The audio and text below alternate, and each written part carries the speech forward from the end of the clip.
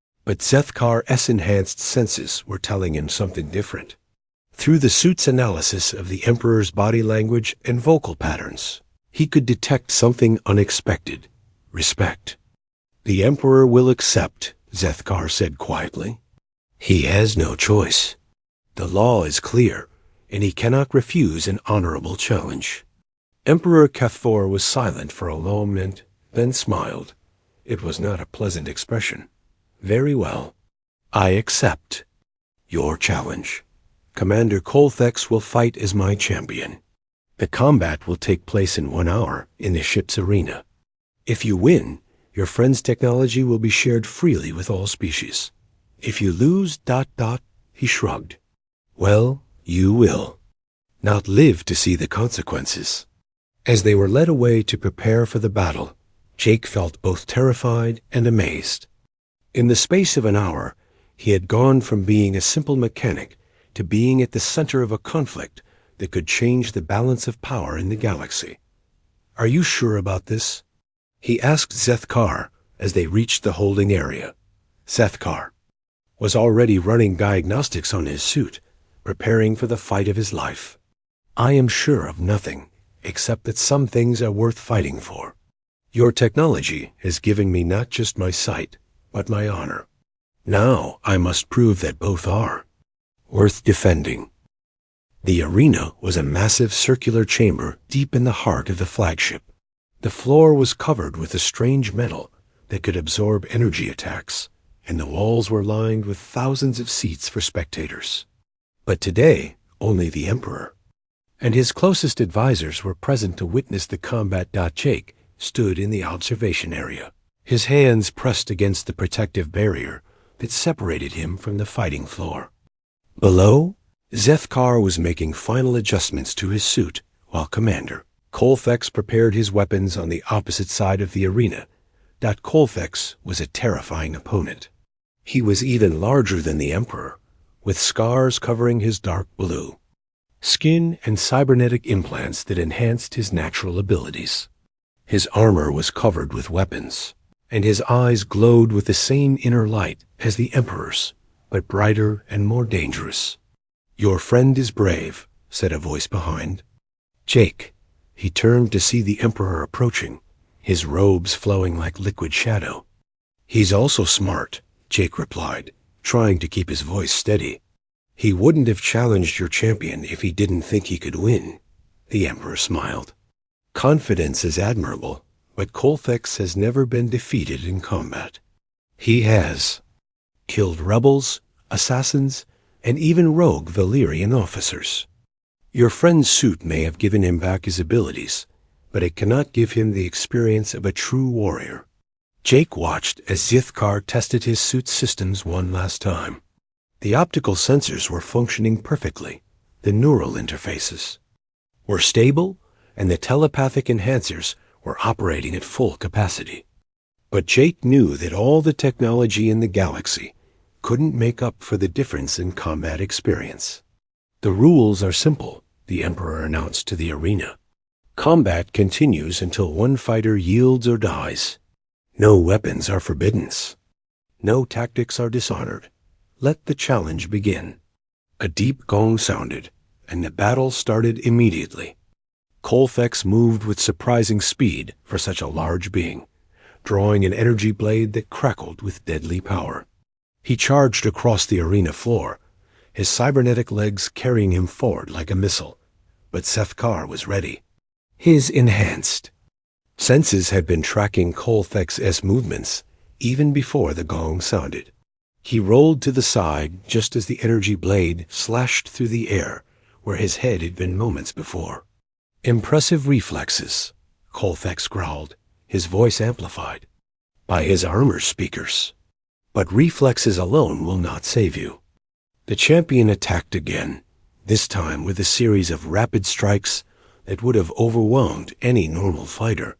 But Zethkar's suit was analyzing each attack, predicting the next move based on muscle tension and body positioning.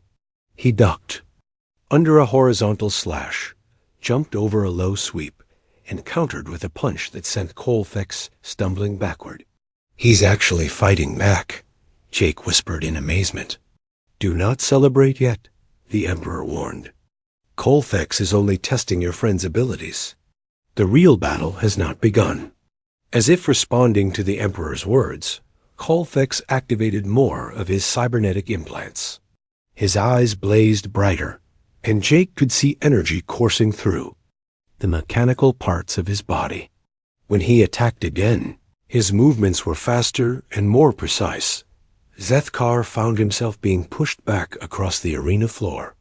His suit's defensive systems were working overtime, deflecting energy blasts and absorbing the impact of physical strikes. But Jake could see that his friend was taking damage. The suit's armor was beginning to show cracks, and Zethkar's movements were becoming slower. "Your technology is impressive," the Emperor said to Jake, "but it cannot overcome the fundamental difference between a healer and a warrior."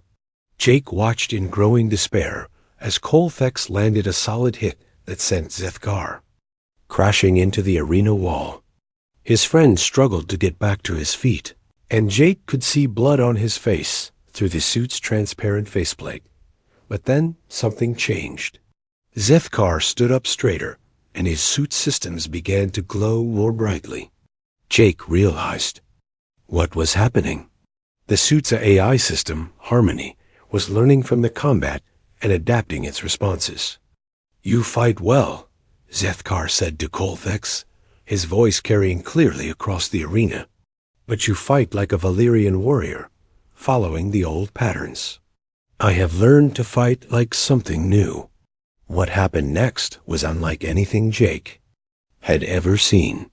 Zethkar began to move in ways that seemed impossible, using his enhanced senses to anticipate attacks before they happened and countering with techniques that combined human creativity with Valyrian strength. When Colfax fired an energy blast, Zethkar didn't just dodge it. He used the suit's electromagnetic sensors to predict the beam's path and position himself so that it reflected off the arena's metal floor and back at his opponent. When the champion tried to use his telepathic abilities to confuse Zethkar, the suit's neural shields not only protected him, but allowed him to trace the mental attack back to its source. "This is impossible," one of the Emperor's advisors whispered. "No one fights like this." But Zethkar was doing more than just fighting. He was teaching. With each exchange, he showed Colfax and everyone watching that there were new ways to use old abilities. The suit hadn't just restored his powers.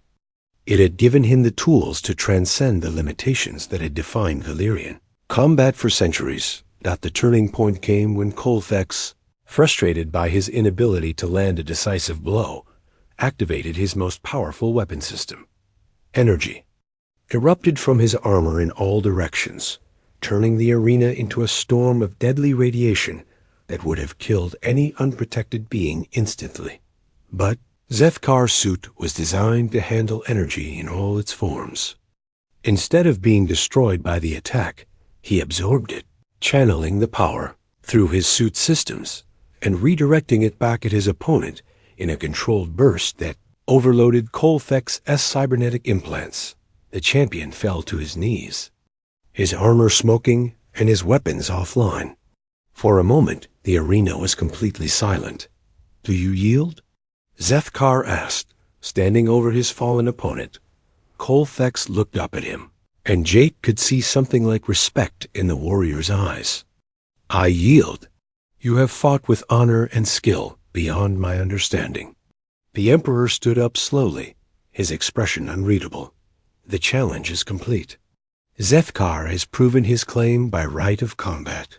Jake felt a wave of relief wash over him, but he could see that the Emperor was not finished speaking. "However," the Emperor continued, "I am not convinced that your friend's technology should be given away freely. Such power in the wrong hands could destabilize the entire galaxy." Zethkar removed his helmet, revealing a face that was calm despite the battle he had just won. "Your Imperial Majesty, I propose a compromise that honors both human wisdom and Valyrian tradition." The Emperor raised an eyebrow. "Speak." Jake's healing technology will be shared with all species, including the Valerian Empire. But it will be administered through a new institute, staffed by healers from many worlds and dedicated to helping all beings, not just those who can afford to pay. Jake stepped forward, and the institute will be neutral territory, protected by treaty from all governments. No empire or nation will be able to control it or use it for military purposes. The Emperor was quiet for a long moment, considering the proposal. Around him, his advisors whispered among themselves, debating the implications. And what guarantee do I have that this institute will not become a threat to imperial security? The Emperor asked. Because I will oversee its security. Personally, Zethkar replied, I will ensure that the technology is used only for healing, never for harm. And in return, I ask that my name be cleared and my punishment officially reversed. The Emperor looked from Zethkar to Jake, then back again. You would give up the chance to return to your former position in the Imperial military for this. I would give up everything to ensure that no one else suffers as I have suffered, and that those who need help can receive it regardless of their species or status. Jake felt a surge of pride in his friend, even after everything he had endured. Zethkar was thinking of others first. The Emperor stood in silence for what felt like an eternity. Then slowly he nodded. Very well. Your proposal is acceptable. The Institute will be established under Imperial protection, and your punishment will be officially reversed. But I have one condition. Name it, Your Majesty, Jake said. You will train a select group of Valerian healers in your techniques. Not to steal your technology, but to ensure that the knowledge is preserved and can be developed further. Innovation should not be the privilege of a single species. Jake smiled. I'd be happy to teach anyone who wants to learn. 3 months. Later, Jake stood in the medical wing of the new Galactic Healing Institute, watching as doctors from a dozen different species worked together to help patients from across the galaxy. The Institute had been built on Epsilon 7, transforming the small trading station into a center of medical learning and research. Zethkar stood beside him, no longer wearing the combat version of his suit, but a newer, more advanced model designed specifically for healing work. His official rank in the Valerian military had been restored, but he had chosen to serve as the Institute's chief of security instead. Do you ever regret your choice? Jake asked as they watched a young Valerian. Doctors successfully treat a patient using techniques that combine traditional healing with Jake's technology.